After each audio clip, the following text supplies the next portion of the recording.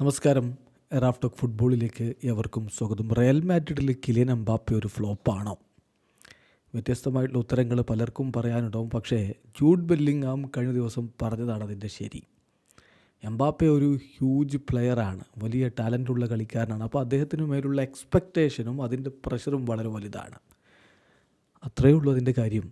അദ്ദേഹം ഒരു ഫ്ലോപ്പല്ല എന്നാണ് കണക്കുകൾ യഥാർത്ഥത്തിൽ തെളിയിക്കുന്നത്.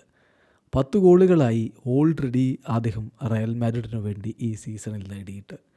ലാലിഗയിലെ ഗോളടിയുടെ കണക്ക് നോക്കിയാൽ റയൽ മാഡ്രിഡിൻ്റെ കാര്യത്തിൽ അദ്ദേഹം തന്നെയാണ് ഒന്നാം സ്ഥാനത്തുള്ളത്. അദ്ദേഹവും വിനിയും രണ്ടുപേരും 8 വീതം ഗോളുകൾ.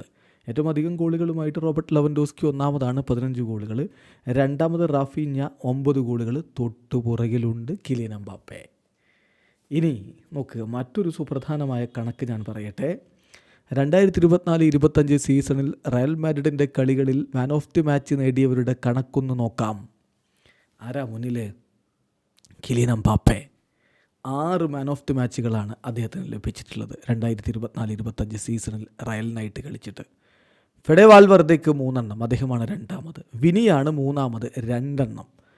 ജൂഡ് ബെല്ലിംഗാമിനും തിബോട്ട് കോർട്ടുവക്കും റോഡ്രിഗോക്കും ഓരോന്ന് വീതം. സോ കിലിയൻ എംബാപ്പെ ഫ്ലോപ്പാണ് എന്ന് വിലയിരുത്തുന്നതിൽ ഒരർത്ഥവുമില്ല.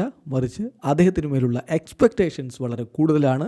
ആ എക്സ്പെക്റ്റേഷൻസിനനുസരിച്ച് അദ്ദേഹം ഇനിയും കൂടുതൽ മികച്ച പ്രകടനം നടത്തും എന്ന് തന്നെ പ്രതീക്ഷിക്കാം. വീഡിയോ അവസാനിക്കുന്നു. ഫുട്ബോൾ ലോകത്ത് കൂടുതൽ വിശേഷങ്ങളുമായി റാഫ് ടോക്സ് വീണ്ടും എത്താം.